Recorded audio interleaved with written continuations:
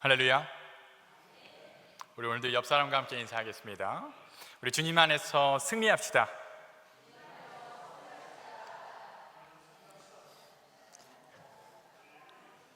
남은 주일 하루도 예수님 안에서 승리하시는 우리가 되길 소망합니다. 오늘 모세가요, 이스라엘 백성들을 애굽에서 이끌어내고 시내산에 이르러서 하나님께 두 개의 돌판, 증거판을 받았습니다. 얼마나 소중하고 귀한 증거판입니까? 처음으로 하나님의 말씀이, 하나님의 율법이 우리에게 온 순간입니다. 우리는 흔히 이곳에서 하나님 십계명을 적어주셨을 것이다 라고 생각을 해서 십계명이 적힌 두 돌판이라고 하죠. 모세가 시내산에서 이렇게 40일을 하나님과 함께 있었습니다.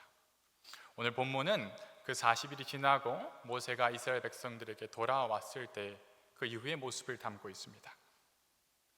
그리고 말씀을 통해서 알 수 있듯이 정말 기가 막힌 일이 벌어지고 있죠.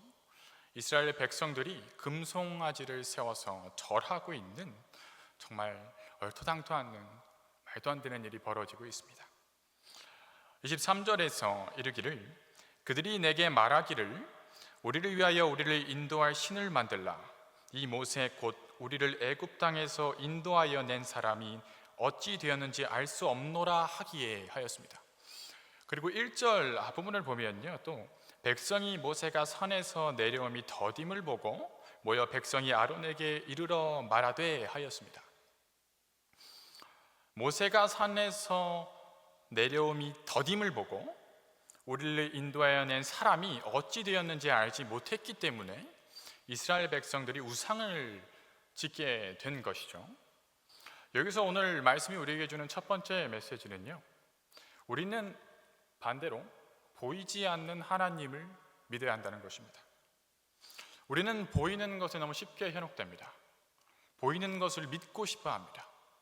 반대로 말하면 보이지 않는 것은 쉽게 잃어버리고 잊어버리고 그것을 향한 믿음은 쉽게 흔들려 버립니다. 우리가 삶 속에서 경험하는 신뢰, 믿음이라는 것은 모두 경험으로부터 나오는 것 같습니다. 보고, 느끼고, 만져보고, 경험함으로 말미암아서 믿음이라는 것이 생기게 되는 거죠. 저는 좀 아버지한테 차를 물려받아서 한 연식이 좀 된 차를 탑니다. 한 15년, 16년 정도 된 차를 몰고 있는데요. 교회에 어느 날 오는데 차가 참 많이 막혔습니다. 근데 옆에를 보니까 어떤 사람이 창문을 내리고 운전을 하고 있는데 핸드폰을 하면서 운전을 하고 있는 겁니다. 속으로 혀를 찼습니다. 저런 사람들 때문에 사고가 난다. 저게 말이 되는 거냐 이러면서 속으로 부끄럽지만 판단하면서 좀 운전을 했던 것 같아요. 근데 교회에 와서 밤에 잠자리에 들기 전에 곰곰이 생각을 해보니까 요즘은 인공지능을 통한 자율주행이 점점 활성화되고 있는 것을 깨달았습니다.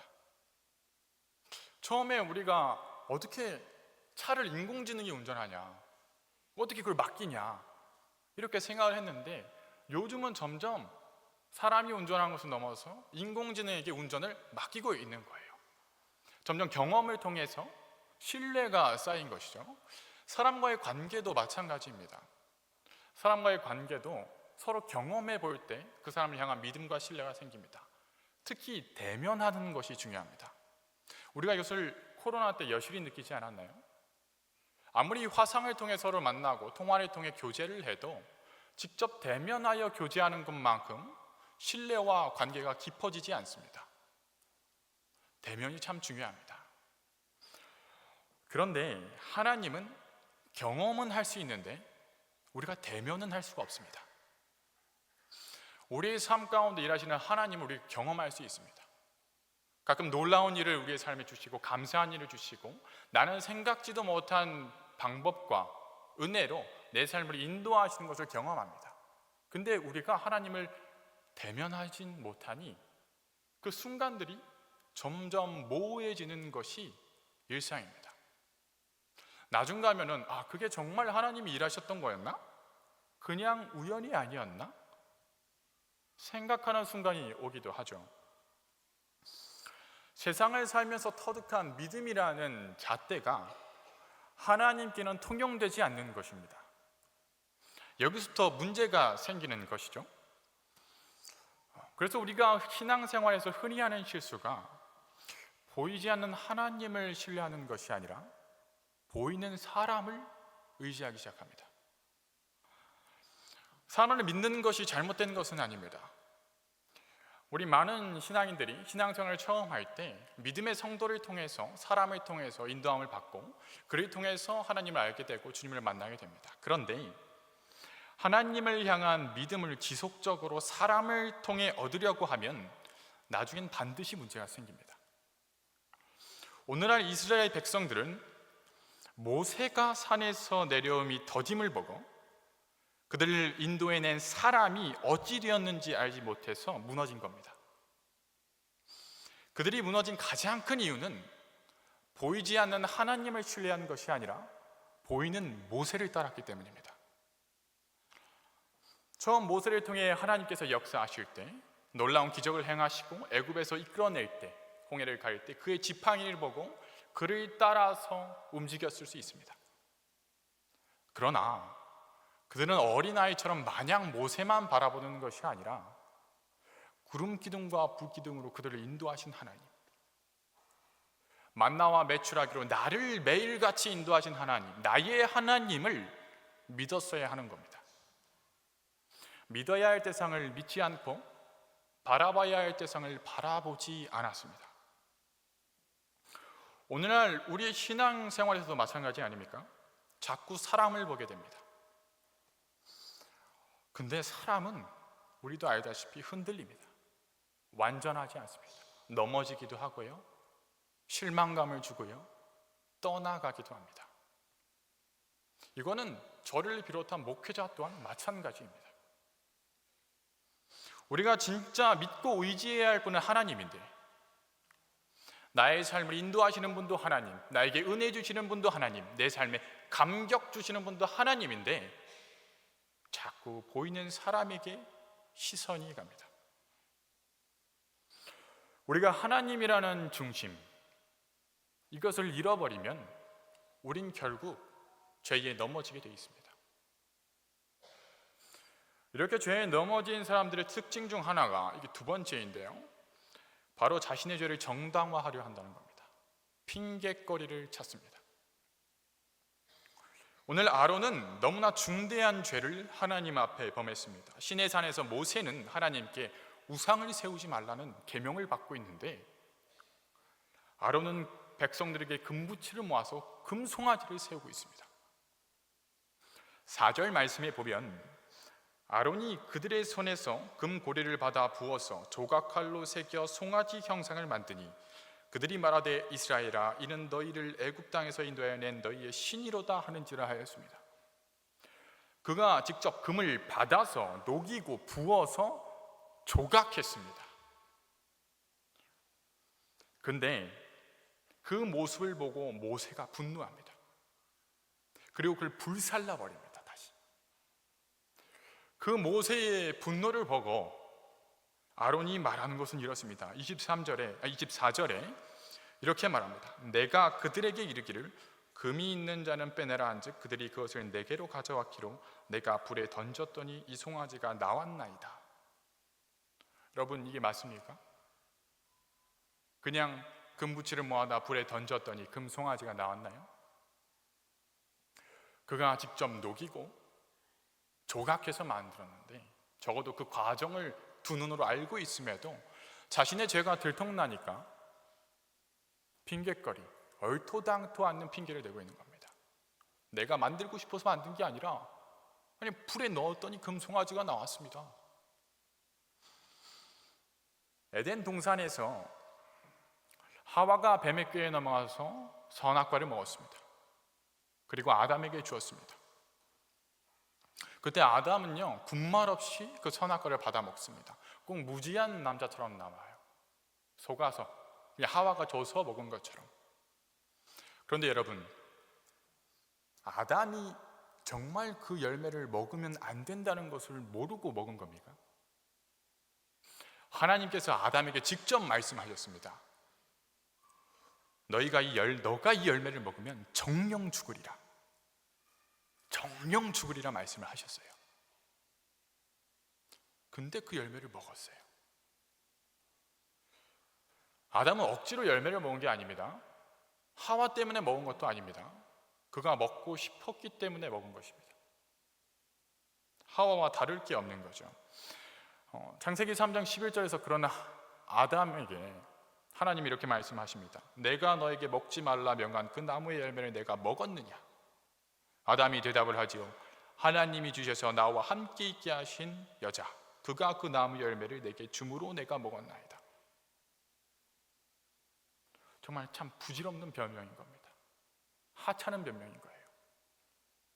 하나님은 그 중심을 보시는데, 아담이 왜 그 열매를 먹었는지 다 알고 계시는데, 하나님 앞에서 너 왜 그 열매 먹었니? 하나님, 저 여자가 줘서 내가 먹었어요. 내가 먹고 싶어서 먹은 게 아니에요. 말도 안 되는 핑계를 대고 있는 거예요. 얼마나 초라한 모습입니까? 이게 죄가 들통났을 때 겪게 되는 우리의 이렇게 연약한 본성의 모습입니다. 신앙생활을 하다 보면 오래 하면 할수록 넘어지기 쉬운 것이 바로 이 핑계의 문제입니다. 죄의 핑계를 대는 거예요. 그냥 핑계가 핑계로 끝나면 모르겠는데 그것이 점점 타협으로 넘어갑니다. 그 횟수가 많을수록 점점 넘어갑니다. 이렇게 하면 안 된다는 것을 아는데 하기 시작합니다. 그러고선 어쩔 수 없지. 다른 사람들도 다 하는데 저 사람들도 하나님 믿는다면서 줄 빠지고 놀러가고 다 하는데 나도 한 번쯤이야. 하면 안 되는 행동들, 말들 알면서도 점점 어쩔 수 없어. 죄의 문제 앞에서도 내가 노력해봤는데 안 돼. 그럼 어쩔 수 없는 부분이지. 타협하기 시작합니다. 어느 삶의 갖가지 이유를 대고 타협하는 나의 모습을 발견하게 되죠. 근데 하나님은 다 아시는데, 나의 마음의 중심을 아시는데, 우리가 하나님께 드리는 그 이유가 정말 하나님 보시기에 의미 있는 이유일지 한번 돌아봐야 합니다. 우리 성결인들은요, 특별히 성결을 추구하고 온전한 성화를 추구합니다. 어쩔 수 없는 인간의 연약함, 육신의 한계로 넘어질 수 있지만 다시 일어나서 예수 그리스도의 사랑으로, 하나님의 은혜로, 성령으로 내 안을 조금 더 채워서 다시 한 걸음 더 성화의 길을 나아가는 것이 우리 성결인들의 삶이어야 되지 않겠습니까? 결국 우리에게 죄의 문제는요, 핑계도 타협의 문제도 아니라 늘 회개의 문제고 경각심을 가지고 씨름하고 끝까지 싸워 나가야 되는 문제라는 것입니다. 그래서 세 번째가 거룩한 분노를 품으라는 것입니다. 우리에게는 분노라는 감정이 있습니다. 우리가 죄로 말미암아 갖게 된 연약한 본성이기도 하지만 하나님께서 허락한 감정이기도 합니다. 불같고 뜨거운 마음. 근데 우리는 이런 분노보다는 그 반대되는 감정, 온유한 것을 갖기를 원합니다. 차분하고 포용적인 마음. 왜냐하면 예수님께서 온유하셨기 때문에, 그 예수님을 닮아가고자 하는 마음이 우리에게 있죠. 이 두 가지가 대척점에 있다고 생각을 합니다. 그런데 성도 여러분, 우린 이 두 가지를 다 가져야 한다는 것을 아십니까? 하나님께서 바라시는 온유한 사람은 모든 문제에 있어서 포용하고 품어주는 착한 사람이 아닙니다. 민수기 12장 3장에 보면 하나님께서 모세를 향해 이렇게 말씀하십니다. 이 사람 모세는 온유함이 지면의 모든 사람보다 더하더라. 하나님이 보시기에 지면의 모든 사람보다 모세가 가장 온유했던 것입니다. 진정 모세는 마음이 온유한 사람이었죠. 시내산에서 금송아지를 세운 것을 하나님께서 모세에게 말씀하시면서 그 백성들을 향해 분노를 내뿜으시죠. 그리고 모세에게 말합니다. 내가 이 백성들을 다 치워버리고 널리 향해서 다시 너를 통해서 다시 큰 나라를 세울게. 그러자 모세가 하나님의 마음을 돌리기 위해 부단히 애를 있습니다. 나중에는 하나님, 이들의 죄를 용서해 주세요, 사해 주세요. 안 사해 주실 거면 하나님께서 적으신 그 책에서 제 이름을 지워주세요까지 말을 합니다. 얼마나 온유한 사람입니까? 얼마나 마음이 깊은 사람입니까? 그러나 그럼 모세가 시내산에서 내려오면서 이스라엘 백성들이 금송아지 앞에서 춤을 추는 것을 보고 한 첫 번째 행동은 분노로 말미암아 하나님이 주신 돌판을 던져버리는 거였습니다. 그 돌판이 어떤 돌판입니까? 얼마나 귀한 돌판입니까? 근데 그걸 던져버렸어요. 깨뜨려버렸어요. 거기서 끝나는 것이 아닙니다. 우상을 숭배하지 않은 레위 족속들을 통해서 우상 숭배자 3,000명을 죽이십니다. 여러분, 모세가 온유한 사람입니까? 이렇게 불같은 사람이 모세였습니다. 근데 하나님은 모세를 책망하지 아니하십니다. 도리어 그를 지면의 모든 사람보다 온유하다고 하시죠. 주께서는 나는 마음이 온유하고 겸손하니 나의 멍에를 메고 내게 배우라 하셨습니다. 우리는 예수 그리스도의 피로 말미암아, 그 십자가 사랑으로 말미암아, 그 온유함으로 말미암아 구원받았습니다. 이 세상에서 예수님의 온유함을 부정할 사람은 누구도 없고 부정할 수도 없습니다. 근데 그런 주께서도 하나님의 성전 앞이 장사꾼들로 가득 찼을 때 채찍을 들고 모두 내쫓으시고 그 상을 다 뒤엎으셨습니다.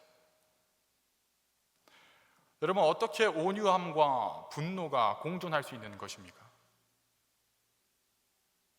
그 분노는 나의 이기심, 나의 유익, 나의 자존심을 향한, 나를 위한 분노가 아니라 하나님을 위한 분노, 죄를 향한 분노이기 때문입니다. 성경이 말하는 온유한 사람은 그저 착한 성품을 가진 사람이 아닙니다. 우리 그리스도인은 그냥 착한 사람이 되어서는 안 됩니다. 우리는 마땅히 거룩한 분노를 품을 수 있어야 됩니다. 하나님을 위해서, 죄를 향해서, 거룩을 위해서 분노할 수 있어야 됩니다. 적어도 뜨거운 마음을 갖고 있어야 됩니다. 죄를 향한 이제 거룩한 분노, 거룩을 향한 분노를 생각하다 보니까 제가 어렸을 때 겪은 소소한 사건 하나가 생각이 났어요. 저희 집은 지금 생각해보면 부모님께서 역할 분단이 참 잘 돼 있으셨습니다. 아버지는 착한 역할, 아빠는 착한 아빠, 엄마는 덜 착한 엄마. 네. 항상 소리치시고 꾸중하시고 교육하시는 건 어머니의 역할이셨습니다. 아버지는 뭐 성적 가지고도 화내신 적이 없으셨고 친구랑 다퉈도 화내시지 않았어요. 근데 아버지께서 엄하게 단호하게 대처하신 몇 가지 사건들이 있는데, 그 사건 중 하나를 저는 불국사 기념품 사건이라고 합니다. 어떤 사건이냐면요, 초등학교 고학년 때 어디로 수학여행을 많이 가죠? 지금은 뭐 해외로도 많이 가던데 불국사로 많이 갔습니다. 제가 용돈을 모아가지고 가가지고 기념품을 샀어요. 조그만 돌 조각이었는데, 돌 조각으로 된 조각상이었는데 석가탑, 다보탑, 첨성대, 그리고 석굴암을 샀습니다. 불상이었죠. 불상을 산 거예요. 당시엔 그런 개념이 없었어요. 그냥 가장 비싼 거, 5,000원이나 하는 조각상, 그리고 이마에 보석이 받쳐 있어서 이쁜 거, 그걸 가지고 집에 왔어요. 근데 퇴근하신 아버지께서 그걸 보시더니 버리라는 겁니다. 가장 비싸게 주고 사는 것을 집에 둘 수 없다는 거예요. 너무나 단호하셨어요. 저는 이해도 되지 않고 받아들일 수 없으니까 당연히 용납이 안 돼서 거절했죠. 나중엔 아버지께서 내가 2배를 줄게, 나한테 팔아, 이렇게 말씀을 하셨어요. 근데 이 치기 어린 마음, 그것 때문에 제가 거절하고 책꽂이 한 켠에 그 4개를 쫙 일렬로 세우고 잤던 기억이 있습니다.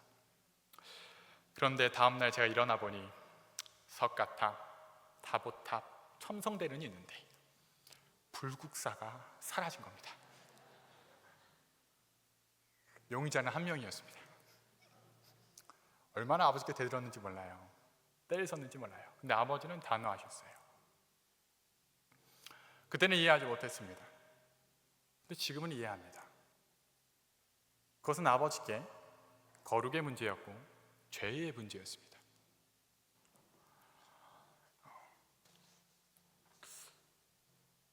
여러분, 우리가 분노라는 마음을 세상에 표출하기는 쉽지는 않습니다. 그러면 적어도 우리가 하나님을 향해서, 죄와 거룩을 향해서 뜨거운 마음, 그 마음을 품고 단호하게 대처할 수 있어야 되지 않을까요?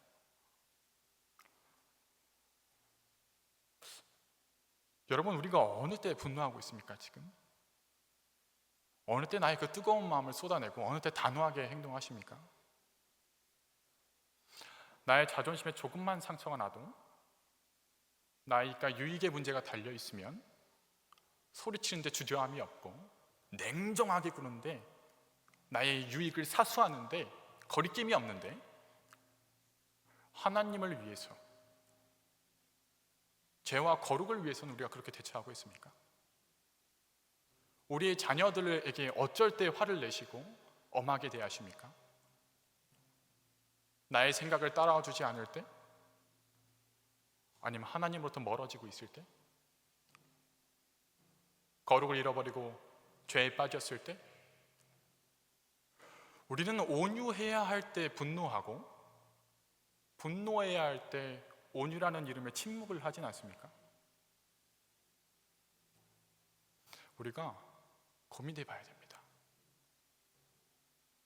그럼 여러분, 우리가 어떻게 이렇게 거룩한 분노를 품을 수 있을까요? 어떻게 보이지 않는 하나님을 믿고 죄로부터 멀어질 수 있는 겁니까? 그 동력이 뭐예요?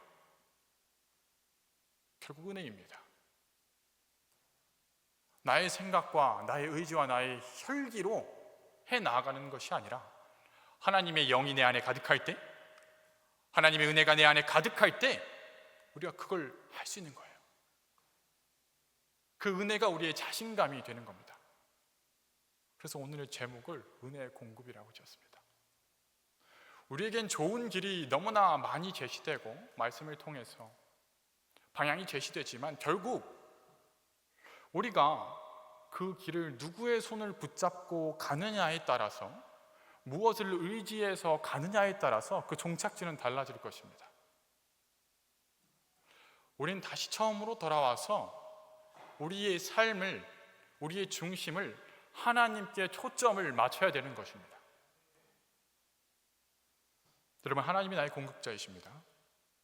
하나님이 나의 힘도 아니라 하나님의 은혜가 내가 그리스도인의 삶을 살게 하는 것입니다. 하나님의 은혜가 내 안에 가득할 때 보이지 않는 하나님을 믿을 수 있는 것이고, 하나님의 은혜가 내 안에 가득할 때 내가 죄로부터 멀어지는 것이고, 하나님의 은혜가 내 안에 가득할 때 나의 분노가 아니라 거룩한 분노를 뿜어낼 수 있는 겁니다. 우리는 그 은혜 받는 길 너무나 잘 알고 있습니다. 말씀으로, 찬양으로, 기도로. 이번 한 주 다시 하나님의 예배자가 되어, 한 사람의 예배자가 되어서 정말 승리하시는 삶을 사는 우리가 되길 소망합니다. 기도하겠습니다. 사랑하는 하나님, 감사합니다.